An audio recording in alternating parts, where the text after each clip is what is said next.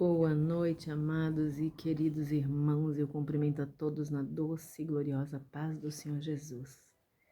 Que a graça seja abundantemente multiplicada através do pleno conhecimento da palavra do nosso Papai. Convido a todos para nós continuarmos a nossa jornada hoje no capítulo 38 de Gênesis. Lembrando que do capítulo 1 até o 37 já está lá no canal do YouTube, tá bom?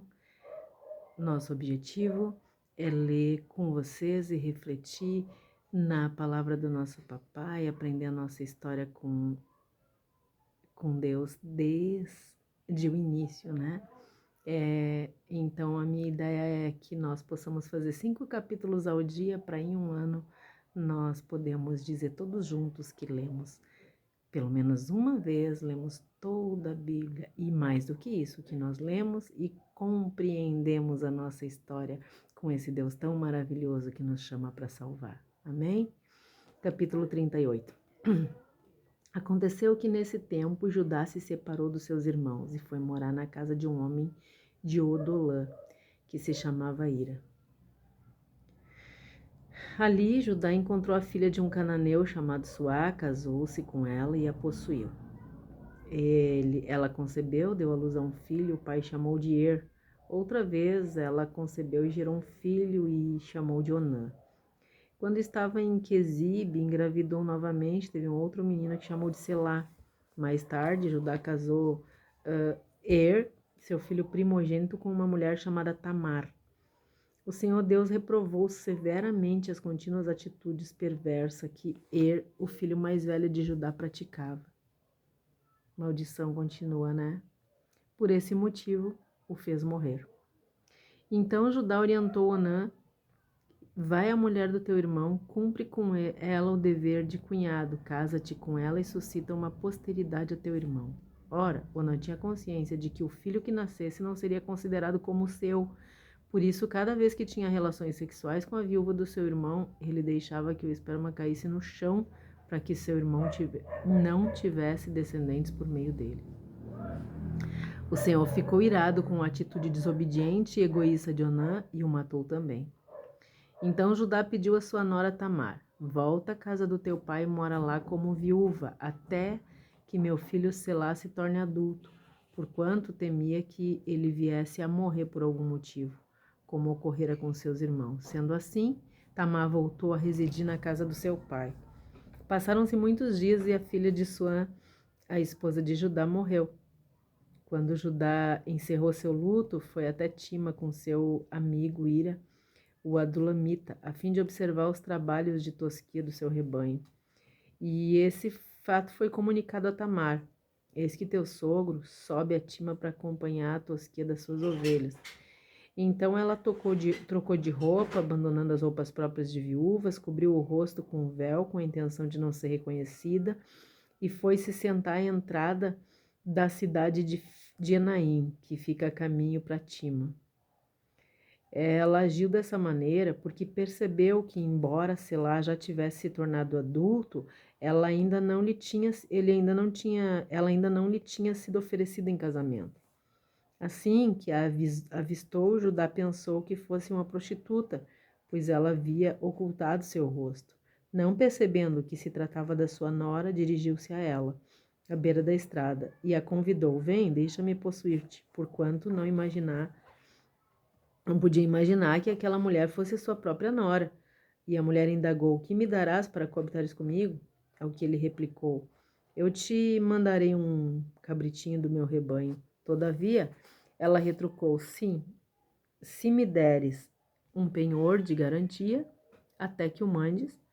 E ele questionou: ora, que garantia quer que eu te deixe? E a mulher prontamente pediu: o teu selo com teu cordão, o teu cajado que seguras. Então Judá entregou os objetos solicitados e seguiu com ela. Tiveram relações sexuais. Naquele mesmo dia, ela engravidou de Judá. Tamar retornou para sua casa, retirou o véu, voltou a colocar a mesma roupa tradicional de viúva. Mais tarde, Judá mandou seu amigo ir a levar o cabrito prometido a trazer de volta e trazer de volta os objetos que havia deixado com a mulher, mas Ira não a encontrou mais. Então perguntou aos homens de Naim: onde está aquela prostituta mística que costumava ficar na beira do caminho? Os homens responderam: jamais houve uma prostituta mística nessa cidade. Ira voltou, pois, junto a Judá e lhe respondeu: eu a procurei, mas me foi impossível encontrá-la. Também os homens do lugar me asseguraram que jamais viram uma prostituta mística ali. Então Judá concluiu que ela fique com tudo, que não zombe de nós, pois eu enviei o cabrito, mas tu não achaste. Passados uns 3 meses, foram levar notícia a Judá, eis que a tua nora Tamar prostituiu-se e ficou grávida por causa da sua má conduta. Então Judá ordenou: tirai-a para fora da casa para que seja queimada viva. Assim que a agarraram, ela mandou dizer ao sogro: sim, estou grávida do homem a quem pertence isto. Vê se o Senhor reconhece a quem pertence esse selo, esse cordão e esse cajado. Judá os reconheceu e declarou: ela é mais justa do que eu, porquanto eu não cumpri minha palavra, dando-a como esposa ao meu filho Selá, e nunca mais teve relações com ela. Quando chegou o tempo do parto, descobriram que Tamar ia dar à luz a gêmeos durante os trabalhos de parto. Durante os trabalhos de parto, um dos gêmeos colocou uma das mãos para fora. A parteira pegou um fio vermelho e amarrou no pulso dele e afirmou: pois foi este quem saiu primeiro. Contudo, aconteceu que ele recolheu a mão e foi seu irmão quem de fato saiu primeiro. Então a parteira exclamou: tu abriste teu próprio caminho, e portanto o chamaram de Pérez.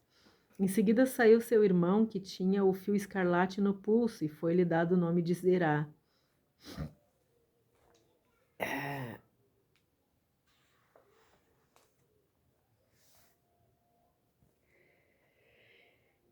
Nesse capítulo, nós vamos ver a maldição ainda sobre a família de Jacó, né? Sobre o filho Judá, que continuou recaindo sobre os filhos de Judá. A desobediência, a maldade dos filhos fez com que Deus os matasse. E foi bem claro ali, né? A Bíblia diz que foi Deus quem os matou. Eles provocaram a ira de Deus e Deus os matou.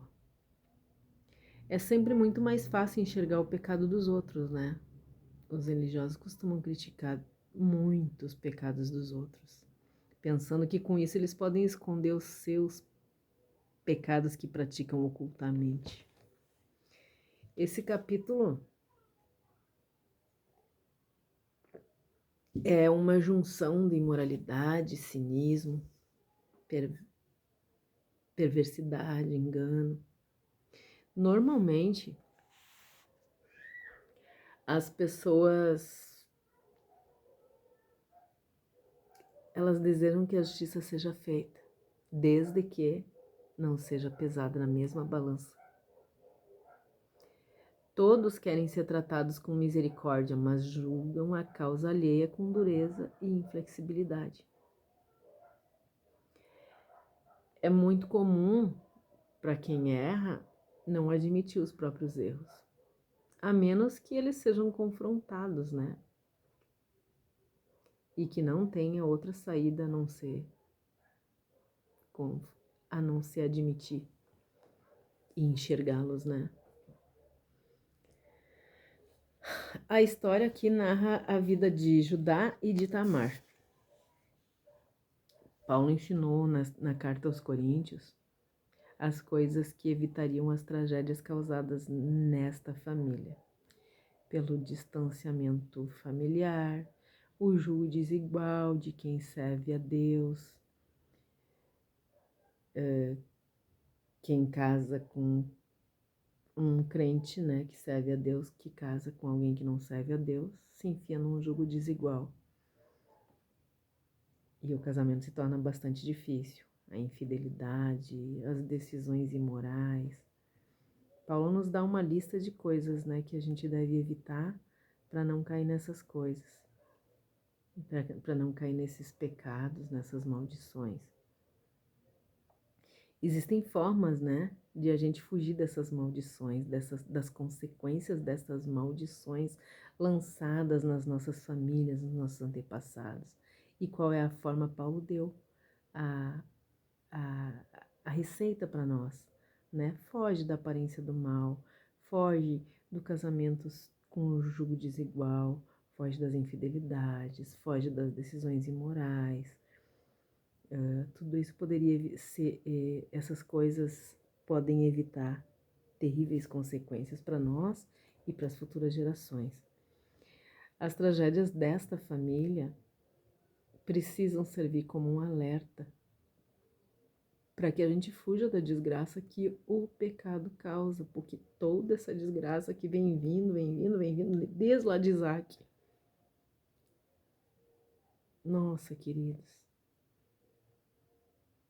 é fruto, é consequência de pecado.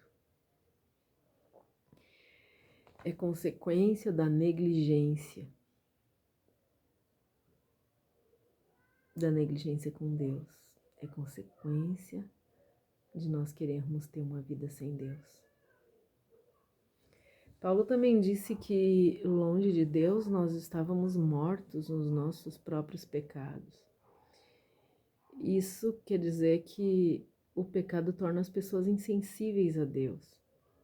Nós não nos importamos com o pecado quando nós estamos mortos nele, né? Quando Jesus ainda não nos deu vida. Então nós nos acostumamos com o pecado e com a vida horrorosa que ele nos dá.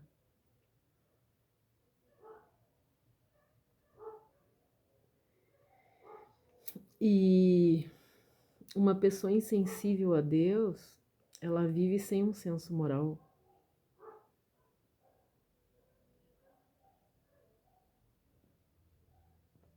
Deixa eu ver como eu digo, sem um senso moral próprio, né? Para mim, tudo vale, mas com um senso de justiça muito apurado para com os outros. Eu posso, mas os outros não podem. Judá é o líder da tribo de onde viria o Messias. Tamar é a mulher pagã que é mencionada lá no primeiro capítulo de Mateus, que foi incluída na genealogia de Jesus. Pérez é o primeiro dos gêmeos nascidos de Tamar. Veio da prostituição e do incesto. No entanto, está na linhagem do Messias, que passou por Boaz, Ruth e chegou ao rei Davi. A Bíblia é verdadeira e, portanto, ela não poupa, nós já vimos isso, né? Ela não poupa os detalhes sórdidos de cada personagem. A Bíblia, nós falamos sobre isso, queridos, né? Ela não é um conto de fadas, ela está muito longe de ser um conto de fadas. É a história verdadeira, a história real de um povo que fugia de Deus, que fugia do seu Criador, de um povo escolhido por Deus para ser salvo, mas que dava muito trabalho para Deus, assim como nós ainda damos, né? A verdade bíblica, a verdade do que está escrito aqui, essa verdade, a vida desses personagens, ela tem que servir de parâmetro para a nossa vida. Porque ela mostra claramente que o objetivo do Criador, quais são os objetivos do nosso Criador, qual é a forma que ele age, que ele interage, e principalmente, amados, as terríveis consequências que o ser humano enfrenta por andar longe das leis do Criador estão aqui estampadas inteiramente para que nós saibamos o que não fazer. Percebam isso, queridos. Nós estamos aqui aprendendo justamente isso. E a essa altura da nossa leitura, da nossa jornada bíblica, nós temos que ver isso. Nós temos que ter entendido que a Bíblia é completamente verdadeira, que Deus não poupa os detalhes sórdidos de cada personagem e que ela tem que servir de parâmetro para a nossa vida, porque ela mostra claramente o objetivo do nosso Criador, a forma que ele age e interage e as terríveis consequências que o ser humano enfrenta por andar longe das leis do Criador. Não é à toa, queridos, que a Bíblia dá mais ênfase aos defeitos dos homens do que às virtudes dos que alcançaram o favor de Deus. Isso é uma boa prova da veracidade das Escrituras. Deus não teve a preocupação de explicar os fatos, favorecendo ninguém, e nem ocultando pecados dos seus principais personagens, daqueles que foram a raiz por onde ele trouxe o Messias. Deus não escondeu nadinha de nós, queridos. E tudo isso,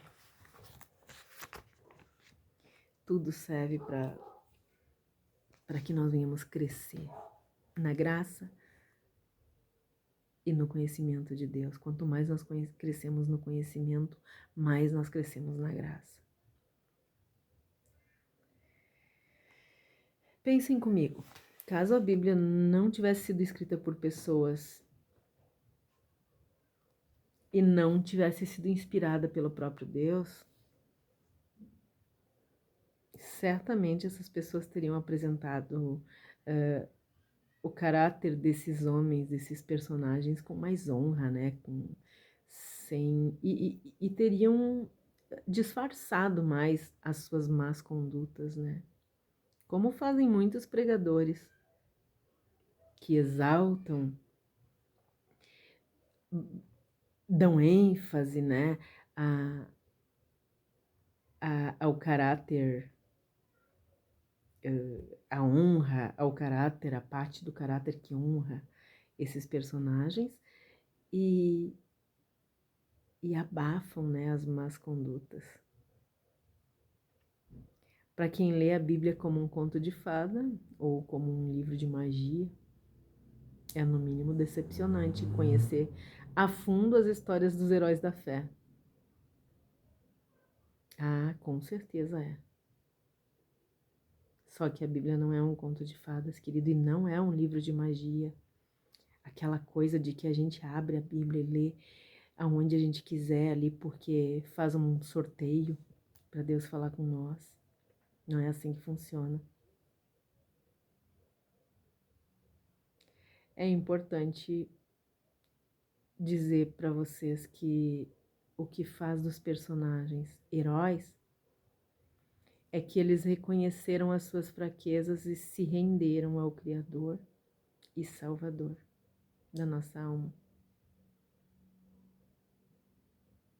E o que vai fazer de nós um herói nessa caminhada da fé, o que vai fazer de nós vencedores, é reconhecermos as nossas fraquezas, confessarmos os nossos pecados e nos render completamente ao nosso Criador e ao nosso Salvador, como Senhor das nossas vidas. No capítulo anterior, lá no 38, nós conhecemos a história de José. Nesse capítulo, nem o nome dele foi citado. Então percebam que a história é de Jacó e não de José, né? Nós havíamos falado sobre isso. Então José foi mencionado, foi contado toda a história dele no capítulo anterior e agora ele nem foi lembrado. Porque ele não é o foco. O foco é Deus interagindo na história da humanidade.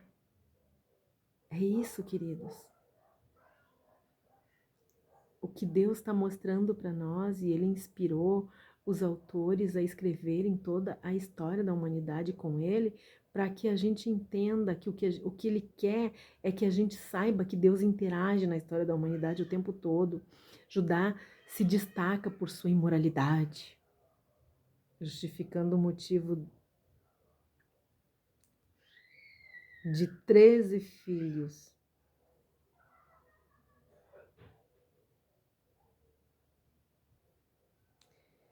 Ah, Senhor, justificando o motivo de 13 filhos e Deus ter focado em José. Jacó tinha 13 filhos, mas Deus focou em José. Por quê?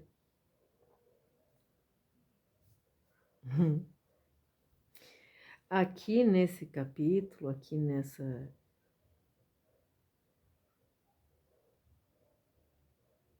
história, estão os 13 filhos de Jacó, que agora é Israel. Pensem comigo. Ruben, Simeão, Levi e Judá eram filhos de Lia. Dan, Naftali eram filhos de Bila, que era escrava de Raquel, lembram? Gad e Aser foram filhos de Zilpa, que era escrava de Lia. Issacar, Zebulon e Diná eram os filhos da Lia. José e Benjamim foram os filhos de Raquel. Judá, então, era o quarto filho de Lia.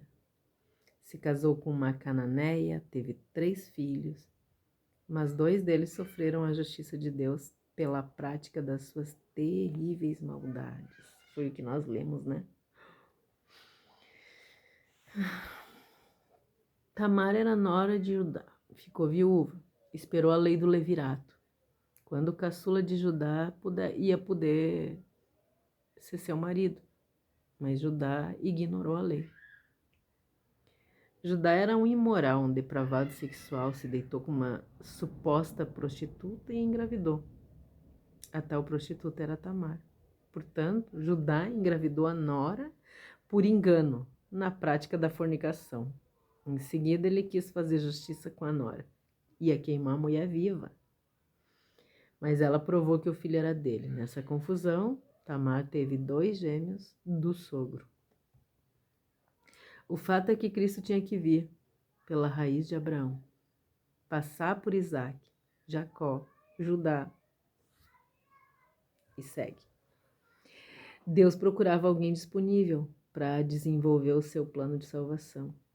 E no meio de tantos pecadores, ele olhou para José, um jovem de 17 anos, vestido com a túnica feita pelo seu pai, vendido pelos próprios irmãos como escravo. Deus sabia que em casa, com os irmãos invejosos, José corria mais risco do que no meio dos estrangeiros. Quantas vezes Deus nos tira do meio da nossa parentela? Foi assim desde o início, né? Muitas vezes nós não entendemos por que Ele nos tira da nossa aparente zona de conforto. José amava a Deus e é por isso, e só por isso que nós devemos ter sempre em mente que todas as coisas cooperam para o bem dos que amam a Deus. Por que é que José foi o escolhido? Porque Deus encontrou um coração disponível. José amava a Deus. E todas as coisas, a história de José só mostra isso, queridos. Todo o capítulo de José vai mostrar para nós isso, vai provar que todas as coisas cooperam para o bem dos que amam a Deus. Todas. Não é algumas, são todas. Quando Lucas e Mateus explicam a genealogia de Jesus, nós vamos ver isso mais tarde, e mostram, né, que ele é descendente de Judá e que Tamar, a cananeia, está na genealogia, nós temos que ver claramente que não há limites para a graça de Deus. Ela ultrapassa tudo, tudo, tudo, tudo. Não tem limite para a graça de Deus, querido. Ela alcança a desgraça. Ela alcança as piores desgraças na vida do ser humano. Ela cobre a pior desgraça da vida do ser humano.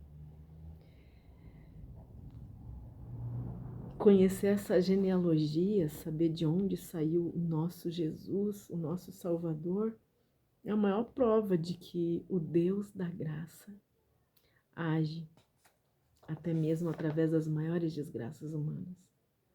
Queridos, Judá era terrível. Tamar enganou o sogro e se fez de prostituta, se deitou com o sogro. Às vezes parece que o pecado está prevalecendo, mas nós podemos continuar confiando que Deus continua no controle e Ele vai encontrar uma brecha para fazer vencer aquele que o ama. Aquele que está disposto a representar os seus propósitos e participar dos seus planos. Porque os propósitos e os planos de Deus nunca serão frustrados. Tenha certeza disso, queridos. E agora, quem ama a Deus? Joãozinho, nas cartas dele, vai nos ensinar. Como é que a gente sabe que ama a Deus? Quem ama a Deus obedece os seus mandamentos e os seus mandamentos não lhe são pesados. Deus nos abençoe, nos guarde, tenha misericórdia de todos nós, perdoe os nossos pecados e faça resplandecer o seu rosto sobre todos nós. Amém, um forte abraço e até o próximo capítulo, em nome de Jesus. Amém.